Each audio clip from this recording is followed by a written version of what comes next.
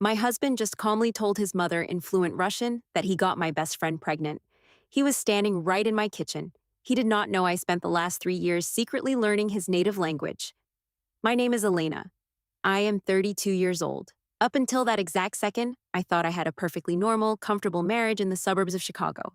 I worked as a financial auditor. My husband, Marcus, ran a successful logistics company. We had a beautiful home, 2 cars, and a 7 year marriage that felt stable. Boring, maybe, but stable. His family emigrated from Moscow when he was a teenager. They always used Russian as a secret weapon, a way to exclude me from conversations, a way to complain about my cooking or my career without me knowing. That is why I started learning it. Every night while Marcus snored beside me, I wore headphones and took online language courses. It was my private rebellion. I never intended to use it for espionage. Then came the weekend of his mother's birthday. I was standing at the kitchen sink, washing wine glasses. Marcus and his mother were sitting at the dining table just 10 feet away. They switched to Russian. The shift in tone caught my attention. His mother sounded nervous. She asked him if he had fixed the mess he made. My hands kept moving under the warm water, but my brain completely stopped. Marcus let out a heavy sigh and replied in Russian. He said Chloe was 8 weeks pregnant, and he said he was managing the situation. He said I suspected absolutely nothing. Chloe, my best friend, the woman I had known for 12 years, the woman who stood beside me as my maid of honor. The wine glass in my hand slipped, but I caught it just before it hit the porcelain sink. My heart pounded so violently against my ribs I thought they could hear it. His mother asked if he was going to leave me. Marcus laughed, a short, arrogant laugh. He said he needed at least 6 more months to move his assets around before he filed for divorce. He told his mother to act normal. I turned off the faucet. I grabbed a towel, dried my hands, and forced my facial muscles into a gentle, clueless smile. I walked into the dining room and asked if anyone wanted dessert. Marcus looked at me with those warm, loving eyes I fell for 7 years ago. He smiled back and said he would love some pie. That was the exact moment the woman he married died. The woman who brought him dessert was an auditor, and I was about to audit his entire existence. The first rule of an audit is you do not let the target know they are being investigated. You let them feel secure. You let them make mistakes. 2 days later, Chloe knocked on my front door. It was a Tuesday evening. Marcus was at the gym. I opened the door to find my best friend looking completely devastated. Her eyes were red. Her makeup was ruined. She threw her arms around me and started sobbing uncontrollably. I pulled her inside and sat her on my living room couch, the same couch where Marcus plotted my financial ruin. Chloe held my hands, looked me dead in the eye, and told me she was pregnant. She said it was an accident. She said she felt so alone. I asked her who the father was. She looked down at her lap and squeezed out fresh tears. She told me it was a brief fling with a married man.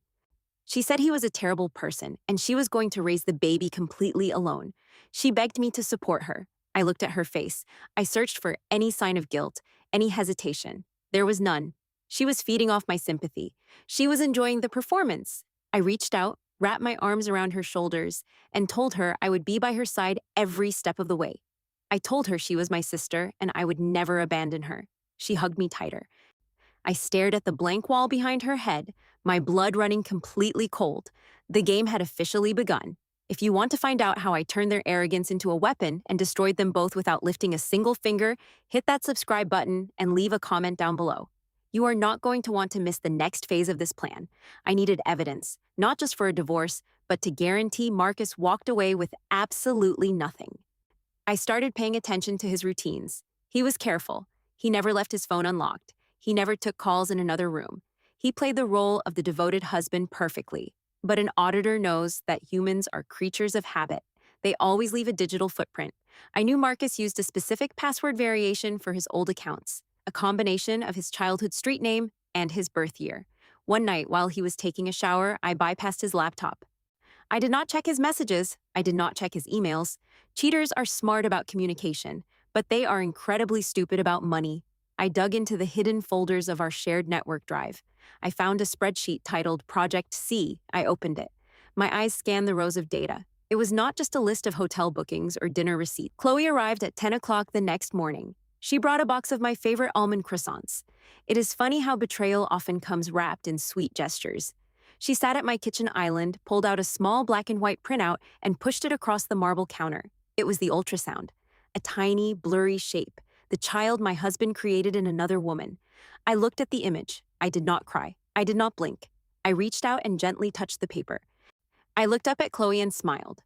I told her it was beautiful. I asked her how she was feeling. She let out a dramatic sigh. She said she was exhausted and overwhelmed.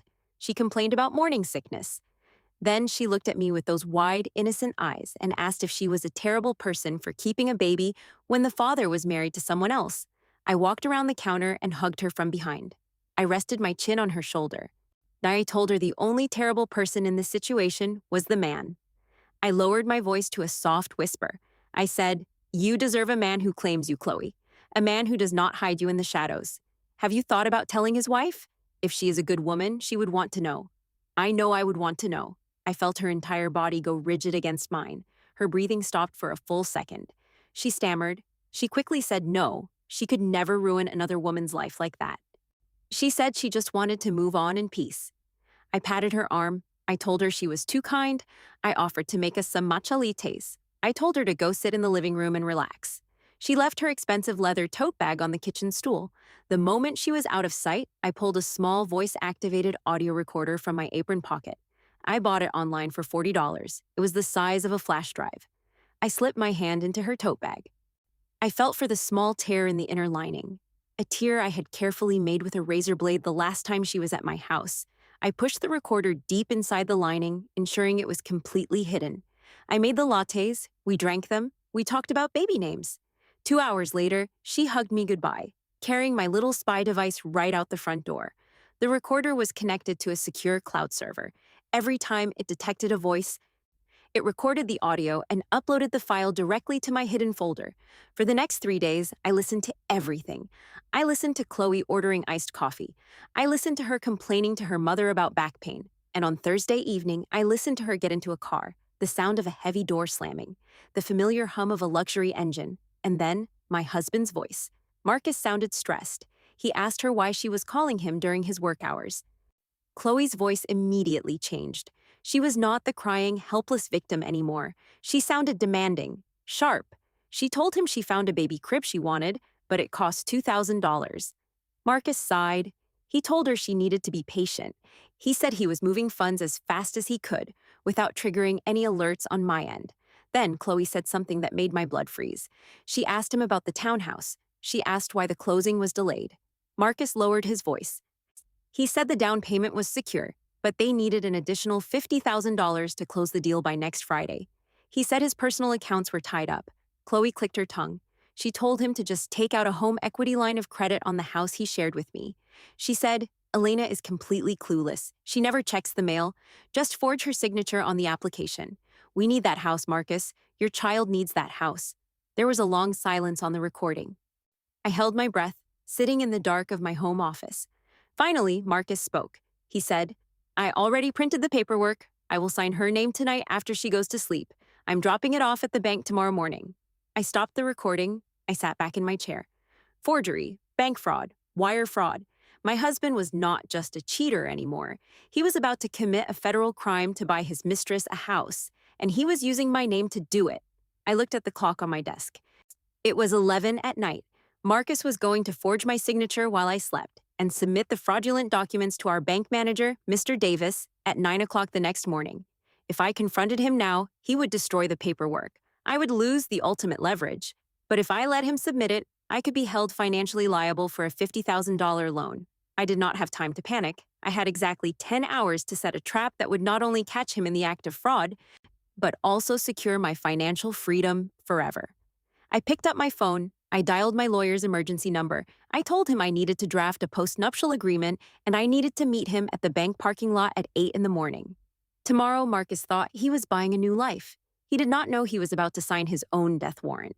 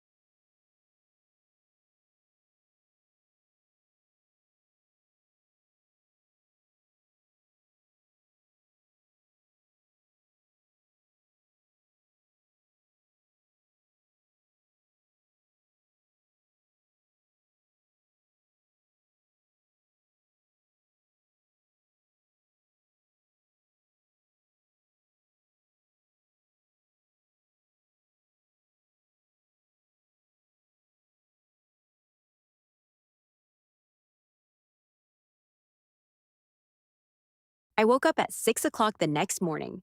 Marcus was already in the shower, humming a cheerful tune. He was a man who believed he had successfully engineered the perfect double life. I got out of bed, walked to my closet, and bypassed my usual casual work clothes. Today was not a day for cardigans. Today was a day for war. I put on a tailored charcoal gray suit, black heels, and tied my hair back into a tight, neat bun. Marcus came out of the bathroom with a towel around his waist. He looked at me, slightly confused. He asked if I had a big presentation today. I looked at him through the mirror as I applied a deep red lipstick. I told him yes, I was closing a massive deal. I kissed his cheek, told him I loved him, and walked out the door. I did not go to the office. I drove straight to the First National Bank downtown. It was 8:15 in the morning. My lawyer, Richard, was already waiting for me in his black sedan in the parking lot. I got into the passenger seat. Richard handed me a thick manila envelope. Inside was a legally binding postnuptial agreement, drafted late last night. It was brutal. It stripped Marcus of his right to our primary residence, my retirement accounts, and demanded he pay me 80% of the joint savings he had not already stolen. Richard looked at me over his glasses. He asked if I was absolutely sure about this. He reminded me that blackmailing a spouse could be legally complicated. I looked at the bank's glass doors. I told Richard it was not blackmail. It was a negotiation. At exactly 8:55, Marcus parked his car 3 spaces down from us. He grabbed his briefcase, completely unaware we were watching him, and walked into the bank. I waited exactly 7 minutes. Enough time for him to sit down with our branch manager, Mr. Davis. Enough time for him to hand over the fraudulent documents. I stepped out of the car. Richard followed close behind. When I walked into the bank lobby, the cold air conditioning hit my face. My heels clicked loudly against the marble floor. I walked straight toward the glass-walled office at the back. Marcus was sitting in a leather chair, his back to the door. Mr. Davis was holding a pen, looking over a stack of papers. I pushed the glass door open. "Good morning, gentlemen," I said. My voice was loud, clear, and perfectly pleasant. Marcus stiffened. He turned around so fast he almost knocked over his coffee. The color drained from his face in a matter of seconds. He went from tan to a sickly, pale white. Mr. Davis smiled warmly. He stood up and said, "Elena, what a wonderful surprise. Marcus was just dropping off the application for the $50,000 home equity line of credit. Though, I must say, your signature on the second page looks a little bit rushed today." Marcus stopped breathing. His eyes darted frantically from me, to the papers, to Richard standing quietly behind me. I walked over to the desk. I picked up the document. There it was, my name, forged by my husband's hand, attempting to steal $50,000 against the house my parents helped me buy. I looked at Mr. Davis. I smiled and said, "It does look rushed, doesn't it? Mr. Davis, could you give my husband and me a moment in private? My lawyer, Richard, needs to discuss a slight change in our financial portfolio before we proceed with any loans." Mr. Davis looked confused, but he nodded, excused himself, and closed the glass door behind him. The moment the door clicked shut, the silence in the room was deafening. Marcus finally found his voice. It was shaking. He whispered, "Elena, what are you doing here? What is going on?" I dropped the forged document back onto the desk. I leaned in, placing both of my hands on the leather armrests of his chair, trapping him. I lowered my voice to a whisper. "I know about the townhouse, Marcus," I said. "I know about the wire transfers. I know about the $2,000 crib." His eyes widened in sheer terror. He opened his mouth to speak, but nothing came out. I leaned an inch closer. "And I know that Chloe is 8 weeks pregnant." He started trembling, literal physical shaking. He stuttered, How could you possibly know that? I never—" "You told your mother," I replied smoothly. "In the kitchen. 3 days ago. You told her in Russian." "You do not speak Russian," he gasped. "I do now," I smiled. It was the coldest smile I had ever given him. "I have been learning it for 3 years. I understood every single word you and your mother said about me. I understood that you needed 6 more months to hide your money before divorcing me." I stood up straight and signaled Richard. Richard stepped forward and placed the manila envelope on the desk, right next to the forged loan application. "Here is your situation, Marcus," I said, pacing slowly behind his chair. "You just handed a forged financial document to a bank manager. That is federal wire fraud and bank fraud. It carries a penalty of up to 30 years in federal prison." Saturday arrived, 2 o'clock in the afternoon. The baby shower was held at an upscale country club just outside the city. 50 guests were mingling in a room decorated with pastel pink and gold balloons. Chloe was wearing a flowing white maternity dress. She looked like an absolute angel. She was holding her phone up, live streaming the event to her 30,000 followers. She was playing the brave, independent mother. I walked in wearing the same tailored charcoal suit from yesterday. I did not bring a diaper cake. I did not bring a $2,000 crib. I brought a small black velvet jewelry box. I walked straight up to her. The room was buzzing with chatter. Chloe saw me and her face lit up with that fake, radiant smile. She turned her phone camera toward me. She announced to her followers, "And here is my best friend in the entire world, Elena. She has been my rock through this whole pregnancy." I smiled at the camera. I handed her the black velvet box. I told her I brought something special, something that belonged to her and the baby's father. Chloe gasped. She looked thrilled. She opened the box right there on the live stream. Inside was not a necklace. It was a small silver USB flash drive. She looked confused. She asked what it was. I reached into my pocket and pulled out my phone. I had already synced my Bluetooth to the country club's surround sound speaker system when I walked through the lobby. I looked at Chloe. I said, "It is a recording from the device I hid inside your purse 3 days ago. But do not worry, I will play it for everyone." I pressed play on my phone. The background music in the country club stopped instantly. Suddenly, Chloe's own voice echoed from the speakers above us, sharp, demanding, cruel. "Elena is completely clueless. She never checks the mail. Just forge her signature on the application. We need that house, Marcus. Your child needs that house." Then, my husband's voice echoed through the room. "I already printed the paperwork. I will sign her name tonight after she goes to sleep. I am dropping it off at the bank tomorrow morning." The silence in the room was absolute. You could hear a pin drop. 50 guests, including her parents, her coworkers, and my mutual friends, stood completely frozen. Chloe dropped the velvet box. Her hands were shaking. She looked at her phone. The live stream was still running. Thousands of people had just heard her conspiring to commit federal bank fraud with a married man. She frantically tapped the screen to end the broadcast, but her hands were shaking so badly, she dropped the phone on the marble floor. She looked up at me. Her face was entirely drained of color. She whispered, "Elena, please, I can explain." "Explain what?" I asked. My voice was calm, steady, and loud enough for every single person in that room to hear. "Explain how you slept with my husband for over a year? Explain how you plotted to steal $50,000 against my family home?" Her mother stepped forward, her face red with humiliation. She asked Chloe if it was true. Chloe just sobbed. I stepped closer to Chloe. I did not yell. I did not raise a hand. I just looked her dead in the eyes and delivered the final blow. "I went to the bank yesterday morning, Chloe. I met Marcus there. I intercepted the forged documents. He is not closing on the townhouse today. In fact, to avoid going to federal prison for wire fraud, he signed a post-nuptial agreement. He surrendered his rights to our house, my retirement, and 80% of his savings." Chloe stopped crying. The reality hit her. She gasped for air. "He is broke, Chloe." I smiled. "He has